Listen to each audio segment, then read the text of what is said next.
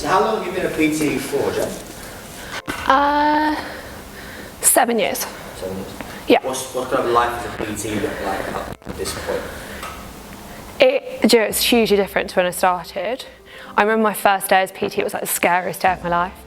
So I worked in like a commercial gym in Covent Garden, and like the audition or the interview was go onto the gym floor, and if you can't come back with three clients, you can just walk straight out of the door. And I was like 19 at the time, and it was so scary. So literally just this guy stood there and watched me go and talk to people on the gym floor, and you had to be like, go and talk to that person on the treadmill. They didn't want to talk to me.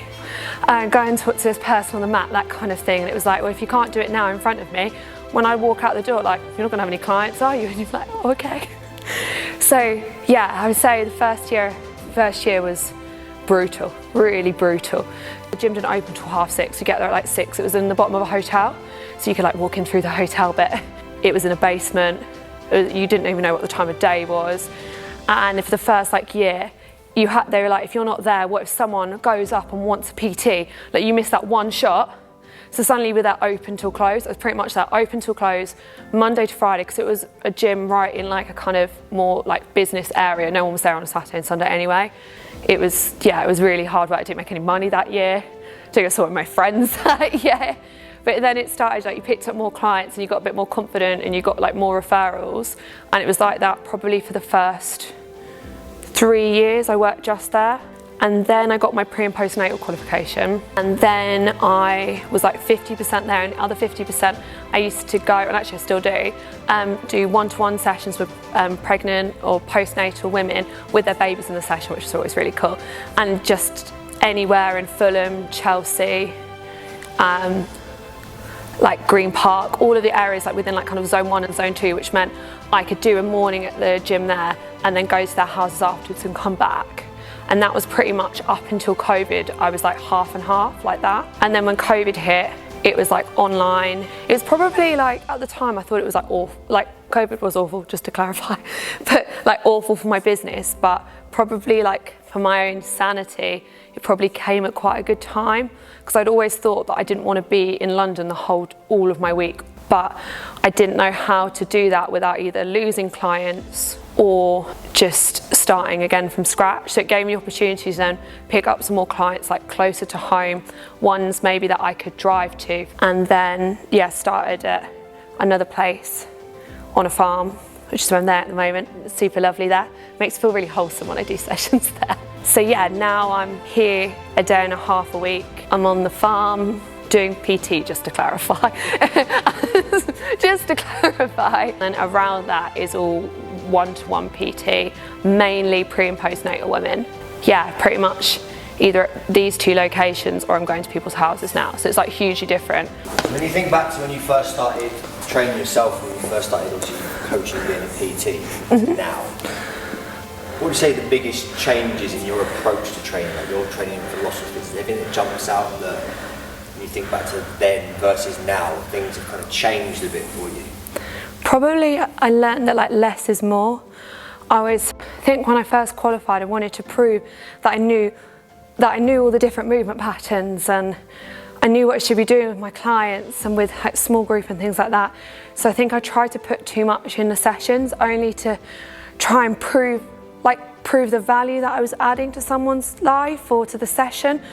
It almost a bit like I had 1 hour to tick every box, and so they go away feeling like, you know what, I've solved all their issues. And like now, looking back on it, I set myself probably a really unachievable goal, to the point where I probably did 1 or 2 more exercises, whereas now I probably do a little bit less. Try and just focus a bit more on those things. Less is more is probably what I've worked out since then. Is that something that you've implemented towards your own training as well as just the coaching side? So like what your session actually looks like? Like when I look back at the first sessions that I was like doing myself, I could be in the gym or like a home gym for like up to 2 hours. And I don't know why I had enough time to do, like what was I doing with my life? Like Monday to Friday after work, 2 hours in the home gym, Saturday morning, 2 hours in the home gym, Sunday chill. I'm never going to get those 12 hours a week back. But like now, I don't know why I thought that the more time I spent in the gym, the better it would be. And I guess, and then I couldn't work out why I was so tired as well, or any of the other bits that come with it. I just thought that the more I do, the better it will be, kind of thing. But it didn't, like the time doesn't really equate to what I did in those hours. Like now, like my phone's on airplane mode when I train. So Jem, give us a bit of an insight into what kick-started you into training, what started you training? Probably hockey, to be fair. My parents played hockey, my brother plays hockey, so it was pretty much indoctrination as a child. To be honest, I didn't want to play to start with. I only played because Josh, my brother, started playing, and I didn't want him to be better than me at it. And then we started playing as kids. My parents were like the coaches.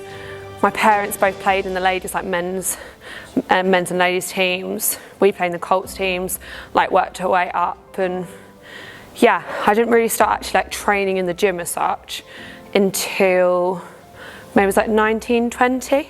Was that kind of specific towards the whole hockey thing? No, to be fair, it was after I dropped out of uni, I got like an office job in Croydon at like an engineering company, and I don't know, just all my friends were at uni and I had time on my hands that I wasn't sure what to do with. I was earning money that I didn't really know what to do with it either, so I thought a PT to come to my house. So he came to my house twice a week. Poor guy, like I must have just bitten his ear off for 2 hours a week. But no, it was really cool because I did like biology and chemistry for A-level, so I just really just quizzed him on the muscles for 2 hours a week. Kind of when I thought I might want to do something in my life with more purpose after I got that job, I kind of thought I'll do my PT qualification and see where that took me. I didn't actually decide I wanted to be a PT. I just thought it would be interesting and it would like challenge me and like work on the stuff that like I learnt at uni and at school and just kind of go from there. So training just kind of crept up on me. I didn't really think, right, I want to learn how to do this. I just kind of stumbled into it and then just found I was interested and kind of went from there. And was it more an interest in kind of like the pursuit of knowledge around it, as you mentioned, like the quizzing the muscles, or was it an actual love that you found for training and training with your trainer? Probably at first, it was more that I maybe wasn't happy with my like body post-uni, so I wanted to like see what I could do to change it and how having a PT or going to the gym could change that. But then I actually reminded myself like why I liked all of that kind of stuff in the first place, and they kind of went hand in hand. So I always was quite like, I wanted to know why I was feeling it here, and if I wasn't feeling it here, why wasn't I feeling it here? What does training look like for you when you're in hockey season versus what it would look like on an off season? So in the season, it would be maybe an hour and a half of training on a Monday night. Monday maybe is more like tactical stuff or like set plays. Tuesday, if I can come here on a Tuesday, that would be ideal, but it's probably one of my busiest work days on a Tuesday, so it's a bit hard to like do that. On a Wednesday I have 2 hours of training, which is like 8 till 10, which requires a nap after working here. Go home, nap, go to training. And that one's a lot more aerobic on a Wednesday night. Thursday or Friday, I'll try and do another gym session on either of those 2 days. Ideally Thursday, because it would be better to then, because on Saturdays we then have a game on a Saturday. So that's probably what season looks like. Off season, I really try and focus a bit more on the strength side of it. So try and get in 3 strength sessions across the week. And I'm gonna try, and it's probably better if this is on camera so that I can like vouch for, I will try and come to 1 large group or 2 large groups a week. I really struggle on the cardio side of things, unless it's like that kind of team element where I don't think anybody cares if I get on the assault bike and I do 8 calories. Like, whereas if I'm on the hockey pitch and I haven't run back, oh, someone's gonna tell you that they care. Yes, I'm much better in a team. I played in the adult team since I was 13. Some of the girls I played in the same team with since we were like under 7, under 8, and now we're 28, 29. People went away to uni, came back. So I've known most of the team for like 20 years. Like it's complete, like they're my like best like group of friends. Are there any kind of particular challenges that you've faced or overcome on a professional level or within your own training?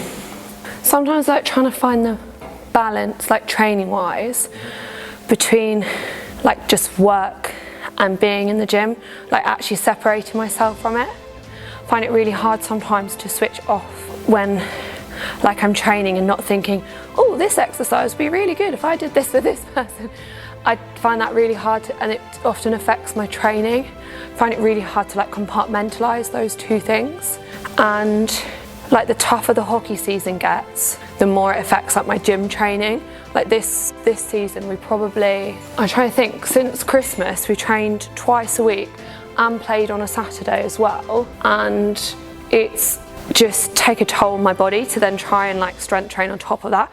So I find it quite hard maybe to like time manage or like manage my recovery in that sense. So do you have any goals for 2023? I wanted to get promoted and we didn't get promoted. So we have to revisit to get promoted. Yeah, I want to play a league higher with my team. No, I wouldn't leave my team or anything like that. I want to play a league higher. I don't think I have the ability to play any higher than that. I think that would be kind of where I would want to be. Other than that, I'd like to do a big walk, which like, I've always wanted to do the Jurassic Coastline walk. I want to do one of like the ultra walks. I've done one of the like 20-mile ones. I don't want to run the half marathon or a marathon. No, I barely want to run 5K, so not a run. Probably a walk. But probably like strength training wise, I like to work on my deadlifts. Probably of the 3 lifts, like the main lifts in the program at the moment, that's the one I find the most challenging, is the deadlift. I think some of it's in my head as well. Like I'm a bit like, I'm done now, I'm happy where I'm at. Do you want to surpass that? If I'm training, you'll see me here 3 times. I'll be at training, I'll be at all of my hockey training, all of that. To be honest, I always go to hockey training, so probably not the best example. But I can find that if I lose motivation or find that work's got quite a lot or life's got quite a lot, my training's probably the first thing that goes. So to try and be more consistent across the whole year, because I can be consistent for like months at a time, but sometimes I can lose consistency like past that point. So yeah, maybe a bit more consistent, improve my deadlift, get promoted. How many is like an achievable number to set myself? I would be the most important question. Okay. Do you have any hidden talents? I want you to be like out there, like, yeah, I'm absolutely amazing. I really think I'm not very talented at anything. There's got to be something. There must be something, a party trick, hockey social, it's where it comes out. What is it? No, my friends would say I can't dance. I'm awful at beer pong. I always put the ball in my own cup. Yeah, I'm the friend who falls asleep at the party for sure, so there's no party tricks. I'm good at organising parties. That'd be where the talents lie, like in the run up to the party. I like all those, yeah, organising the balloon decor and the charger plates and all of that kind of fancy stuff. I like that. Yeah, I like the probably organisation side of it, but I don't think I'm talented at anything. I can't whistle, I can't click my fingers. Can't do the worm. Like, I literally don't think I have any talents. Yeah, and it's like watching a little whale belly flop. It'd be awful. Literally, I can imagine my parents watching this back being like, yeah, she's a really untalented child. Like, they should send me back, really. Yeah, genuinely, like, lacking in all talents. I don't think I can wink. Like, I can't wiggle my eyebrows. I can't do anything. Literally cannot do anything. I'm awful at driving. There be some potential here to add some things to the 2023 goal list? Maybe the 2023 goal list should be like finding my talent. Maybe that's what the team meeting each week need to challenge me. Be like, right, Gemma, this week you have to go away and try and do this. And I'd be like, okay, I'll come back and be like, guys, this is what happened. A day in the life of Gemma trying to find a talent.